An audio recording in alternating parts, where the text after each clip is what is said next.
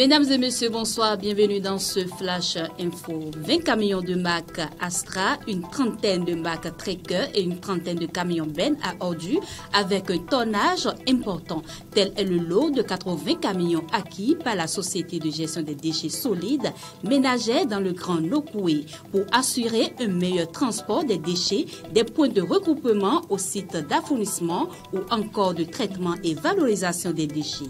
Estimé à 11 975 000 €, l'acquisition des 10 camions par le gouvernement béninois s'inscrit dans la dynamique de fait des villes du Grand Nokoué, des villes propres et durables. Selon Patrick Defense du groupe Premium, il s'agit des camions tout-terrain appropriés pour la gestion des ordures au Bénin.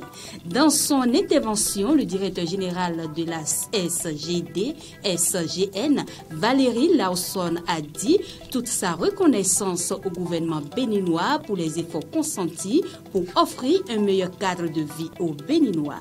Pour lui, il s'agit d'une nouvelle dans la gestion des déchets et avec ces camions, la composante transport des déchets se déroulera dans de bonnes conditions.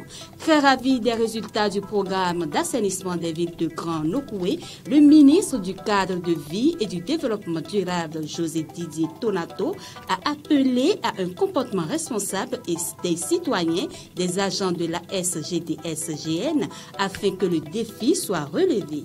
Étant donné que la quantité soit 400 000 tonnes de déchets à transporter par an, l'autorité ministérielle a fait savoir que l'acquisition des camions, des remorques était indispensable.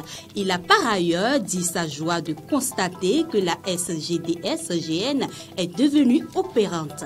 Notons que les conducteurs recrutés poursuivent toujours leur formation dans l'optique d'un bon usage des matériels roulants. Notons que 20 camions ont été officiellement réceptionnés ce lundi, tandis que 30 autres camions déjà au port autonome de Cotonou seront incessamment livrés. Le reste de la livraison est prévu dans les tout prochains jours. Suite aux nombreuses plaintes et murmures des populations dans l'application de la généralisation des horaires d'ouverture et de garde des officines, le gouvernement vient d'assouplir ces mesures. Désormais, ces horaires sont revus pour les officines des territoires de Cotonou et d'Abomey-Calavi. À compter du lundi 22 février 2021, les pharmacies sont ouvertes de 7h à 23h du lundi au samedi à Cotonou et à Abomey-Calavi. Cette information a été rendue publique hier lundi 15 février 2021 par l'Ordre national des pharmaciens du Bénin. En dehors des pharmacies de garde qui restent ouvertes 24 heures sur 24, les horaires d'ouverture des officines de pharmacie Cotonou et Abomey-Calavi ont été modifiés. Selon une note d'information signée de la présidente de l'Ordre national des pharmacies du Bénin, une modification intervenue suite à une recommandation du ministre de la Santé après échange avec les représentants des pharmacies. Toujours au Bénin, les duos Alassane Soumalou Djemba, Paul Runkwe, Patrice Talon, Mariam Tchabitalata et Corentin Korwe, Irénée Agossa, tous candidats à la présidentielle du 11 avril prochain et provisoirement retenus par la Commission électorale nationale autonome Sénat, sont attendus jeudi prochain 18 février devant le Collège des médecins assermentés qui constatera l'état général de leur bien-être physique et mentale. Les visites médicales seront conduites par Lucien Dosoubekte, médecin interniste président de la plateforme du secteur sanitaire privé du Bénin, Léopold Kwetonji Kodjo, médecin cardiologue, agréé en cardiologie à la faculté de médecine de l'université de Parakou, et Grégoire Magloire Gansou, professeur de psychiatrie à la faculté des sciences de la santé à Cotonou. Les trois médecins qui ont prêté serment jugement mercredi 10 février devant la Cour constitutionnelle auront la mission d'examiner chaque candidat suivant les principes de la Charte de la médecine et de rendre les résultats exacts conformément aux dispositions prévues par la Constitution béninoise. Ils devront chacun sa spécialité procéder à l'examen clinique détaillé de chacun des candidats, prescrire les examens paracliniques appropriés, rédiger et déposer une observation médicale selon le protocole, dire si le candidat jouit d'un état complet de bien-être physique et mental, c'est-à-dire s'il est apte à exercer la fonction présidentielle ou de vice-président de la République.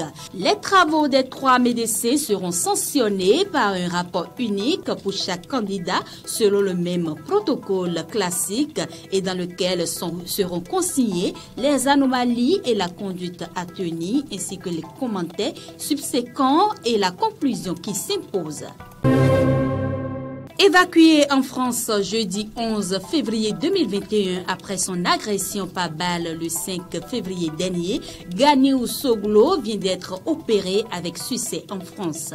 Selon Frisson Radio, la balle qui logeait dans le thorax de l'ancien ministre a été retirée sans grande difficulté. Ganiou Soglo est hors de danger mais se trouve dans un état de fatigue, a indiqué la même source.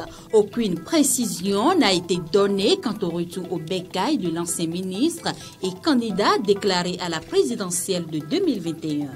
Signalons que la Cour constitutionnelle a convoqué le candidat à l'élection présidentielle Ganiou Soglo et le député UP Afo Abo Ahmed Tidjani Di Soui ce mercredi 17 février 2021 pour une audience plénière. Ganiou Soglo et le député Ahmed Tidjani sont convoqués devant la haute juridiction en réponse à leur saisine.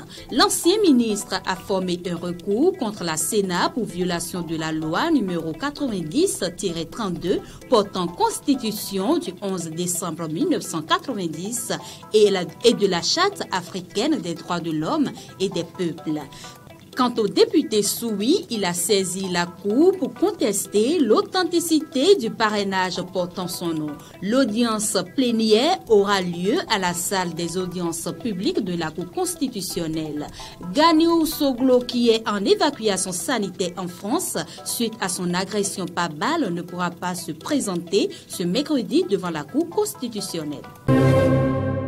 Au Bénin, une nouvelle mesure contre l'exploitation illégale des carrières de ressources minérales a été mise en place.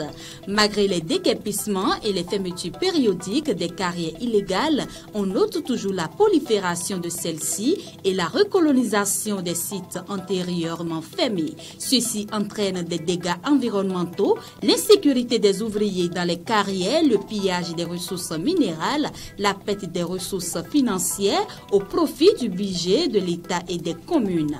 Après la décision de fermeture des carrières à la suite du Conseil des ministres du 28 juin 2018, le Conseil des ministres du 9 décembre 2020 a approuvé des mesures de fermeture des carrières illégales de ressources minérales.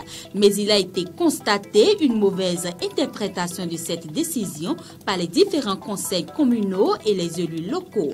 Ainsi, le gouvernement du Bénin a mandaté les ministres Samou Seydou Adambi de l'eau et des mines et Alassane Seydou de la décentralisation et de la gouvernance locale pour échanger avec les collectivités territoriales de toutes les communes du Bénin des nouvelles dispositions qui vont régir désormais le secteur de l'ouverture et de l'exploitation des carrières de ressources minérales. Après les départements de l'Atlantique, du Mono et du Koufo, la délégation gouvernementale s'est rendue dans les départements de l'Ouémé le 28 janvier 2021, du Plateau le 9 février 2021. C'est le tour des départements de l'Atakora et de la Donga le 11 février 2021, de l'Aliboré et le Bogou le 12 février 2021, d'accueillir la délégation gouvernementale pour échanger avec toutes les collectivités territoriales. Et enfin, en cavale, suite à une plainte déposée contre lui, un spécialiste d'avortement clandestin a été arrêté le vendredi dernier 12 février à Parakou. Un individu qui est né ni médecin ni infirmier, mais expert dans la pratique clandestine, a été interpellé.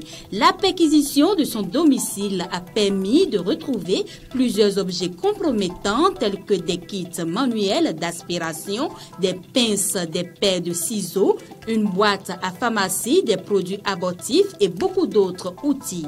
Poursuivi pour pratique illégale de médecine, il sera présenté aux autorités judiciaires dans les prochains jours. Et nous voilà à la fin de ce Flash Info. Merci de l'avoir suivi. Passez une très bonne soirée.